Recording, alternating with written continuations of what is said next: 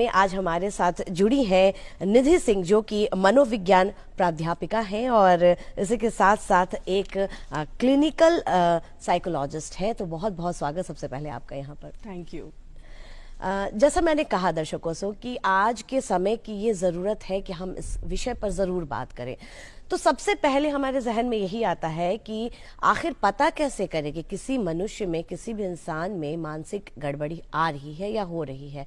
कैसे पता करेंगे इस बात को? जैसे कि मानसिक स्वास्थ्य के बारे में हम लोग जब भी उसकी परिकल्पना करते हैं तो ये शारीरिक स्वास्थ्य से थोड़ा सा अलग है। इस मामले में अलग है कि जैसे आप शारीरिक रूप से बीमार पड़ते हैं तो आपको जैसे फीवर है तो आप थर्मोमीटर से चेक कर सकते हैं, या बाहर से देख के पता चल सकता है कि इस इंसान का पेट खराब है या फिर इसकी हड्डी टूट गई है या ये दिक्कत है।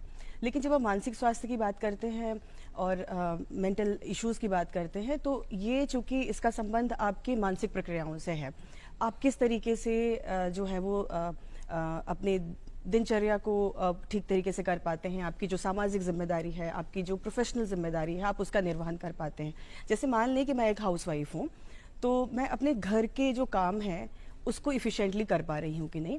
अगर मैं एक ऑफिस में क्लर्क हूँ तो मैं वहाँ पे जो मेरी फाइलें हैं, जो भी जिम्मेदारियाँ मुझे दी गई हैं, मैं उसको ठीक तरीके से कर पा रही हूँ कि नहीं।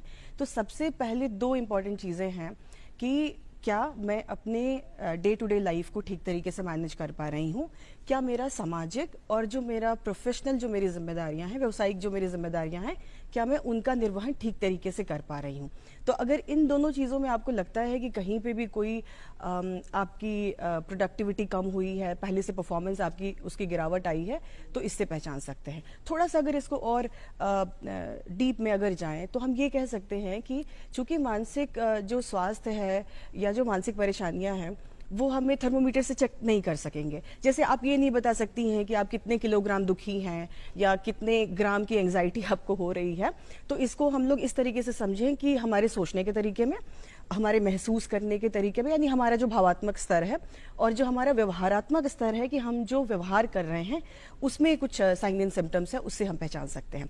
जैसे विचार की अगर हम बात करें, थॉट्स की बात करें, तो मान लीजिए कि मैं अपने को लेकर बहुत क्रिटिकल हूँ, या फिर मान लीजिए कि मैं बहुत ब्लेम करती हूँ अपने आसपास के लोगों को कि जो है ये प्रॉब्लम जो है वो आपकी वजह से हो गया, फलाने की वजह से हो गया। बहुत बार ऐसा होता है कि हमारी यादाश्त में गिरावट आ जाती है, हम चीज़ें भूलने लगते हैं कि मैं किचन में गई और मुझे याद ही नहीं आ रहा है कि मैं किस वजह से गई। मैंने दरवाज़ा खोला लेकिन मुझे समझ नहीं आ रहा है कि मैं कहाँ जा रही थी। तो बहुत बार इस तरीके की चीज़ें भी हो सकती हैं। तो अगर किसी भी तरीके से आपको लग रहा है कि आपके सोचने समझने की क्षमता, आप फोकस नहीं कर पा रहे हैं, आपके कंसंट्रेशन में कमी आई है, मेमोरी में गिरावट आई है, आप दूसरों को ब्लेम करने लगे हैं, खुद को ब्लेम करने लगे हैं, तो ये जैसे थॉट्स के लेवल पे हो गई।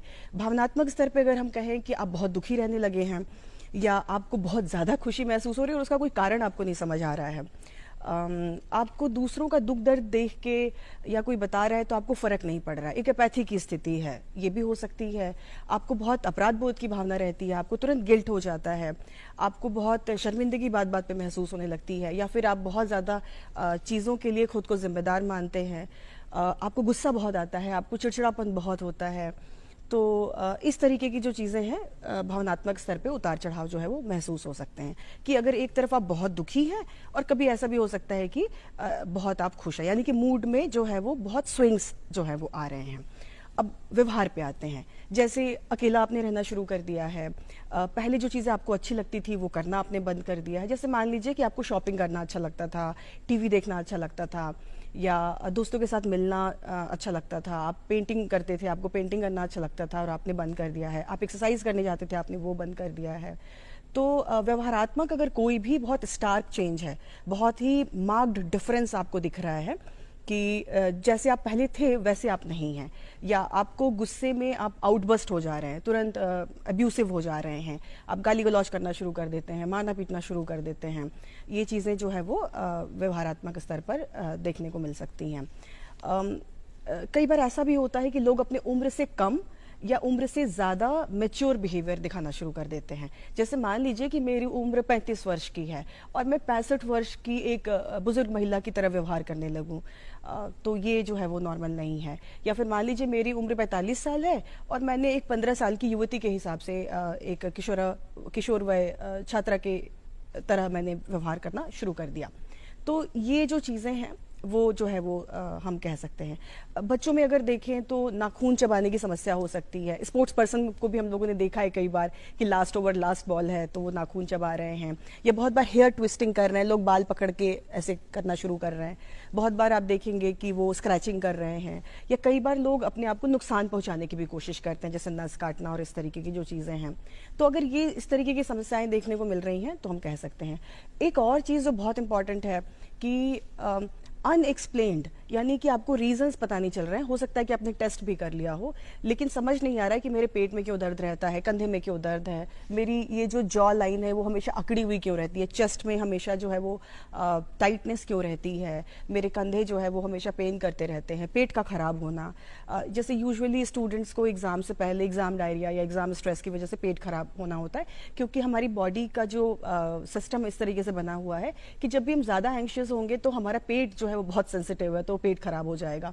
तो इस तरीके की चीज़ें हो रही। कॉन्स्टिपेशन भी बहुत सारे लोगों में हो सकता है, जैसे इरिटेबल बाउल की सिंड्रोम जो होती है, जिसमें कि कॉन्स्टिपेशन और डायरिया दोनों चीज़ें हो सकती हैं।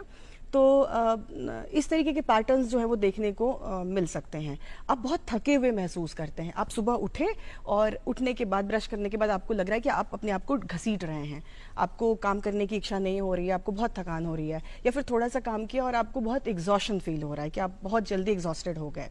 तो इस तरीके की चीज़ें जो है उनसे, इन शारीरिक लक्षणों से हम लोग जो है वो पहचान सकते हैं। एक और बात कि जैसे फ्रीक्वेंटली बार बार सर्दी जुकाम होना, बार बार बीमार पड़ना, ये सारे जो है वो वीक इम्यूनिटी के लक्षण हैं। लेकिन अगर हम इसके तह में जाएंगे तो हम पाएंगे कि कोई इन्फेक्शन नहीं है, लेकिन हमारा बॉडी जो है वो ओवर पीरियड ऑफ टाइम इस तरीके से जो है होने लगा है। दो चीज़ें कि अगर हमारे भूख में और नींद में बहुत ज़्यादा बढ़ोतरी देखने को मिल रही है या बहुत